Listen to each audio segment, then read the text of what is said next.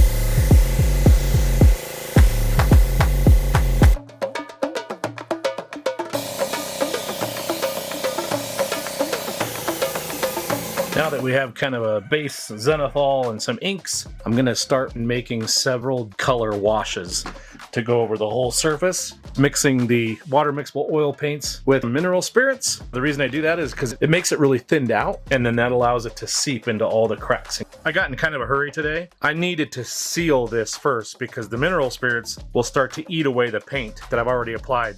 It's okay, I'm going to make this work to my advantage, but the first thing I'm going to do is take this outside and give it a clear coat.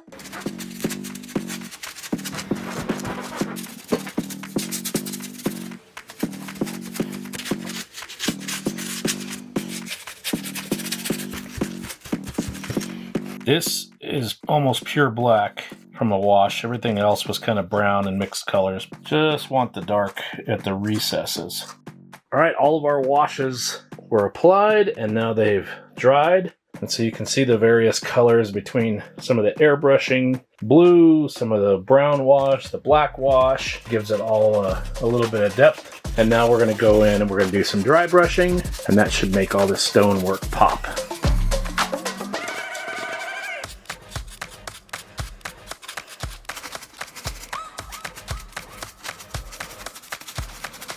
And here we are after a little bit of dry brushing.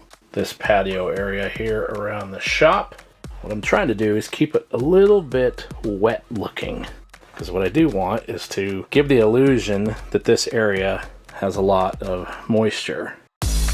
We also have small rocks all within this same color scheme that we're gonna spread into some of these corners. And then thanks to my friend Cameron, this sketchy guy in Nevada, I've got a whole slew of different green. And we're gonna put some little patches of green in some locations around here where it would grow, maybe a little bit in some of these cracks.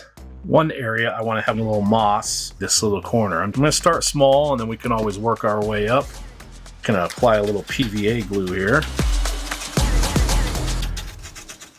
Start with some of the darker stuff on the bottom, and then we'll put in some patches of some of the lighter stuff. We got some fine green grass here. It's super fine, so we can just use it as kind of a moss effect. And we'll let that cure. Now that I'm going, I think I want some more, so I'm going to use a little bit of my water mixed with PVA here, and I'm just going to speed up the process a little bit.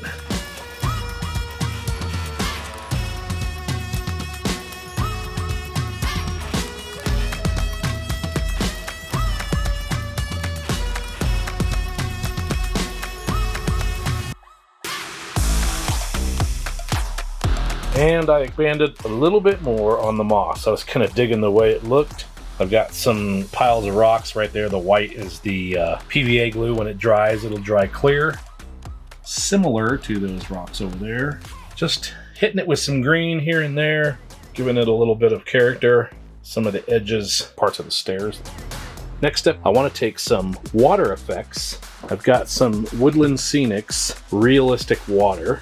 And what I want to do is I want to set these lower areas where the rock is blown out, start to develop more of a wet look to everything.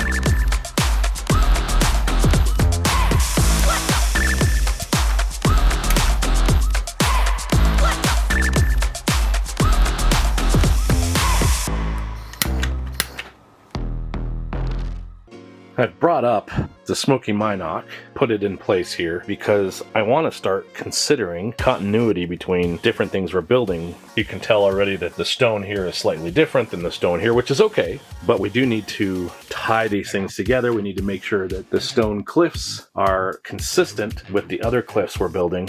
And I like the green moss, and so I'm thinking that we need to add some green to the cliffs where it would grow. But as this thing is starting to get built, I'm starting to see what the story is of how this all comes together. So we need to continually work these pieces at the same time, or at least touch back and forth.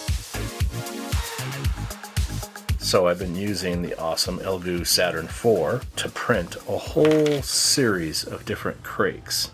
Even some of the crates that Han Solo had his loot in from A New Hope. You might recognize these guys here. And then we'll go ahead and get these painted up.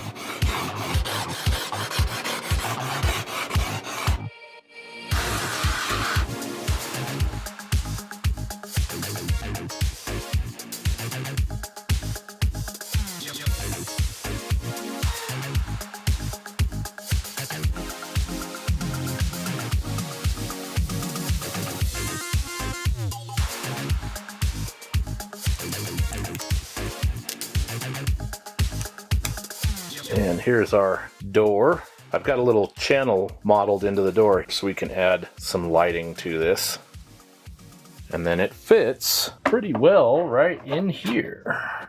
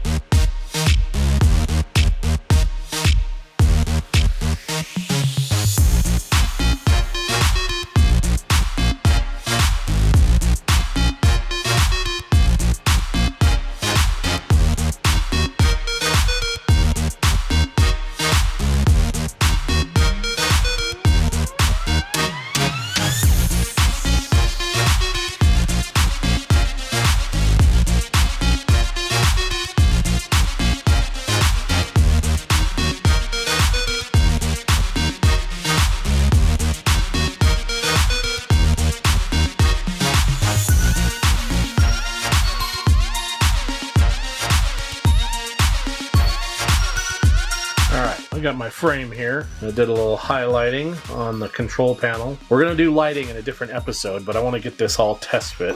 And then we've got our door. Did a little bit of weathering on that. Should just slot right in there, just like that. I used the water effects on this, but I want more of a damp look across certain areas. So I reached out to my friend Dave with David Miniatures. I'm putting his links in the description below because David does some incredible work. And his suggestion was UV resin. So what we're going to do is apply the UV resin in several areas. And one of the things that David had talked about was not everything would be wet. You would have some dry spots, just like it would be anywhere.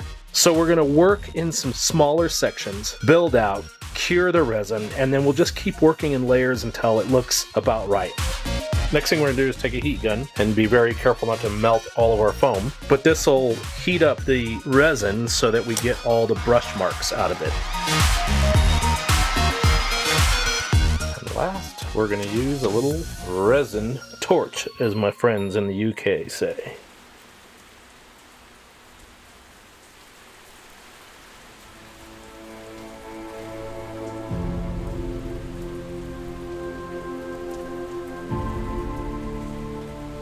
The city of Varos, or as the pit that most call it, is built into the jagged spires of black stone. Towering pillars of damp rock freckled with moss pierce the mist-laden sky. This place is a mingling of ancient echoes and the relentless pulse of progress. The foundations of the city were old, built in a time before the stars were mapped and before the first repulsor engine ever hummed to life. Over time, the creeping tendrils of technology wound their way through the city's veins. Ancient times are not forgotten, however, even today as travelers bring forth many goods to be shared in the shop of the collector. The passengers arrive in waves: smugglers, scavengers, traders, and wanderers, each carrying crates of mystery and memory. Most arrive the old way, wrapped in heavy cloaks to shield themselves from the city's endless mist, dragging stacks of relics bound in durasteel crates or batten wooden chests from 100 worlds. All bring forward their contributions to the Collector in this Outer Rim moon.